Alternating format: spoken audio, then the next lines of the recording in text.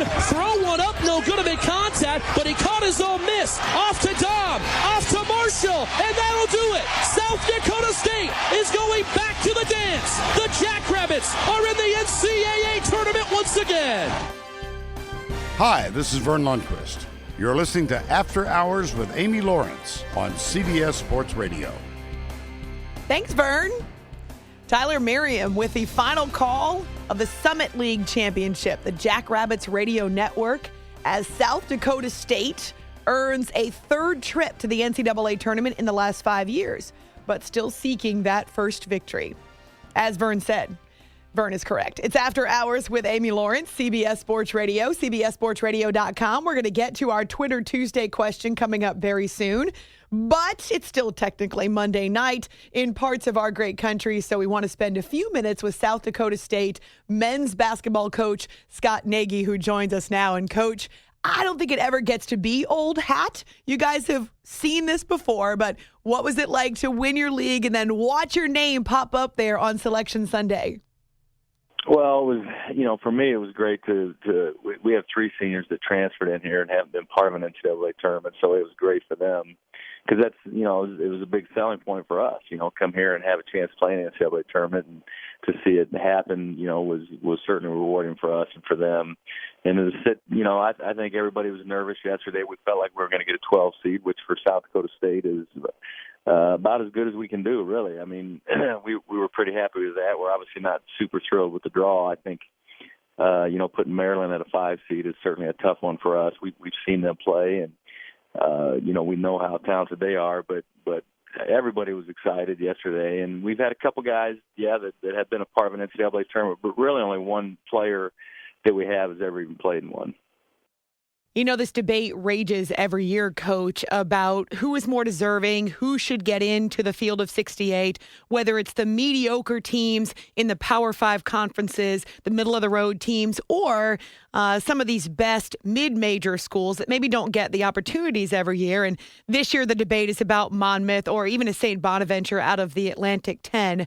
For a school like South Dakota State that doesn't automatically go to the tournament every year, how important is it to make the big dance, to make March Madness? Well, it's important, just from, for our school, South Dakota State, they can't buy the kind of exposure that we'll get in the NCAA tournament, so it's great for the university. It's good for the Summit League. We watch what happened to Monmouth, and there are a lot of questions about, what are the criteria. I think everybody's a little frustrated with it because it doesn't seem like there is one thing. They talk about, wins against the top 50 and top 100, and when you say top 50 or top 100, you're talking about RPI, but then it doesn't seem like RPI really matters. We were at 28 in the RPI at the end, and we end up with a 12 seed, and so, and then the other thing is in terms of scheduling, we can't play enough top 100 and top 50 RPI games. It's not possible. It would be great if our league had that so that we had those games, but we can't. Nobody will schedule us. Nobody will, I'm sure, will schedule Monmouth either. If you have a very good mid-major program, it's very difficult to get top 100, top 50 games because they're not going to come to your place, and they really don't want to play at their place. So what do you do, Coach? How do you approach it then, understanding what the committee is looking for? I don't know. I mean, my assistant and I were talking about it last night. Maybe we just schedule to get as many wins as we can, or do we really try to schedule up, which we've tried, but we can't. If we're going to go play some of these people on the road, they're going to pay us because they're never coming back here, so we call it a guarantee game. But if they're going to pay $90,000 to $100,000, they kind of know, they want to know that they're going to win the game. And we've won enough of those games where we have a very difficult time getting those games. We have the third longest home winning streak in the country, so nobody wants to come to our place. So it's really probably the most difficult thing we do is scheduling, because we would love to get South Dakota State to the point where we can get in at large. And everybody says, well, that'll never happen. And I'm not interested in talking about that because I want to do what it takes to make it happen. But it's not easy because we can't. It's very difficult for us to put the kind of schedule together to make it happen. Well, let's talk a little bit about your personnel. I would say for South Dakota State, the recruiting is different than for some teams in Power 5 conferences, too. The trail is different. The pursuit is different. And I read a great story about George Marshall and you getting him to come play for you. How important and critical has he been to the success of your team? Well, I mean, he's been incredibly. It's nice to have a player that played at Wisconsin that has experience the kind of high major level of basketball that we have to play at if we want to be as good as we want to be. And so to be able to have a player of George's caliber come here is great. He's been an excellent player for us and a great kid. And it helps us recruit other players like George to be able to show, hey, he was successful here. And the thing about Division I, almost half the kids transfer by the time they're sophomores. And so, we have an opportunity if we can get the right kind of transfers to really help our basketball team. Now, I don't like the fact that many kids are transferring, but we can also take advantage of it if they are. And we were able to with George, and it's really worked out well for us. We're spending a few minutes with South Dakota State men's basketball coach Scott Nagy in advance of their first tournament game, 12-5 game against Maryland in Spokane, Washington. It's After Hours with Amy Lawrence, CBS Sports Radio. What are the benefits of being a Jackrabbit and playing for South Dakota State, Coach? Well, for us, we're a little different than most mid-majors because we're the largest state school in our state. Where if you look at most mid-majors, they're more regional schools, but they're definitely not the largest school in their state. Very few of them are, and so we have such great support. We're like what the University of Maryland is to that state. That's who we are to our state. We're like the University of Minnesota is to Minnesota. And most mid-majors just aren't. We get unbelievable support. We played in front of 10,000 people in our conference championship game in Sioux Falls.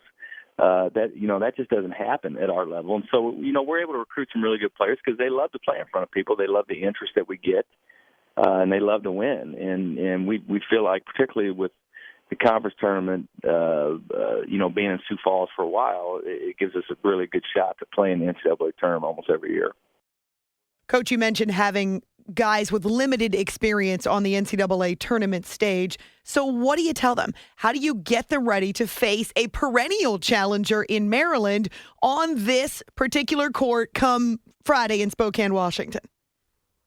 Well, we've played enough high major schools that our kids, know what that's like. They've seen the bodies, they've seen the athleticism, and we play four seniors quite a bit. So they've been through this. And they know. I mean, we went on the road last year. We were an 8th seed in the NIT, and we went on the road to Colorado State and won that basketball game, then went on to Vanderbilt and played great but just didn't win. And so we've been in it. Our kids know what it's like. I don't think that they're going to be overly concerned about that. I think really for us, it's one of the first times all year where the pressure's been off because we were expected to win the league. We're expected to do very well in our tournament. And so for one of the few times all year, it's kind of pressure off. Nobody expects us to do anything. I think our kids can relax. How do you get them ready to face physical teams, guys that are maybe bigger, stronger, more athletic, like a Maryland from a Power 5 conference? Well, you can't do it individually. Even though we do have good athletes, we still don't have the size that they have. And so it's got to be a team effort. It has to be, you have to gang rebound. Your guards have to get 4 or 5 rebounds. We're going to have to shoot the ball extremely well because it's going to be very difficult for us to score inside with their size. And everybody struggles to score inside with them. That won't just be us. We'll have to shoot it very well. But there's some things that we do have. I think that, they could struggle to match up, with some of our smaller players, particularly at the 4 and 5. We could pull them away from the basket and get some things done. But it has to be a team effort because individually we just can't do it. So maybe you can be the Warriors of the NCAA tournament. Go small and everybody else can try to chase you around.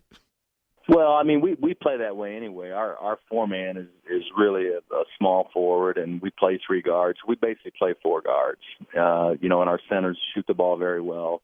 And so we should be able to spread the floor with them.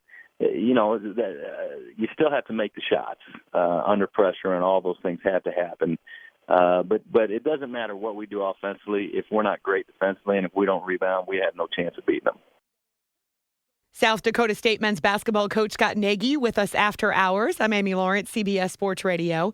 How have you seen your freshman, Mike Dahm, develop this year, not just as a scorer, but a guy that, as you say, can handle the pressure and isn't fazed by being on a stage like this?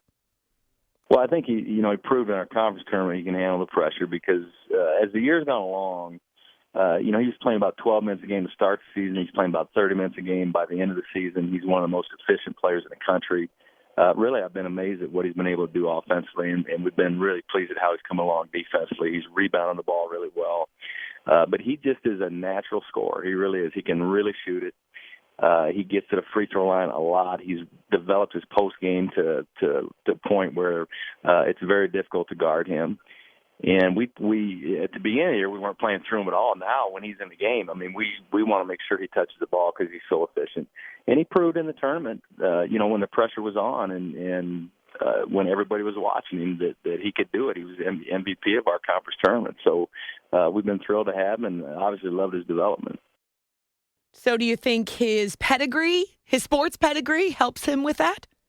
Yeah, I mean, his mom's the all-time leading scorer at Wyoming. His dad played football at Wyoming and was a tight end in the NFL. So he obviously comes from good genes. You know, Coach, the whole 12-5 matchup in the NCAA tournament is legendary. Seems like that's where the upsets come from, at least one or two every year. And I know you're really focused on Maryland, but just the dreaming part of it. What would it mean to the Jackrabbits, to the school, to get a victory in this first round of the NCAA tournament?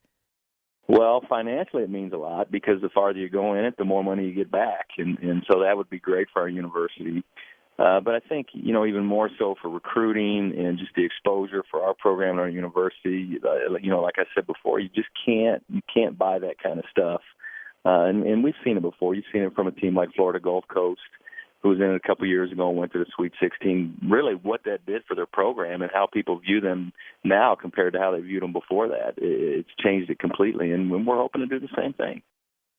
Well, you know how we all love to root for the underdogs, Coach Nagy.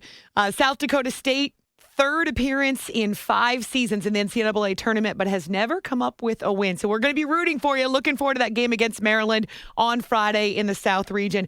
Coach Scott Nagy, we really appreciate the time. Thanks so much. Okay. Thank you, Amy.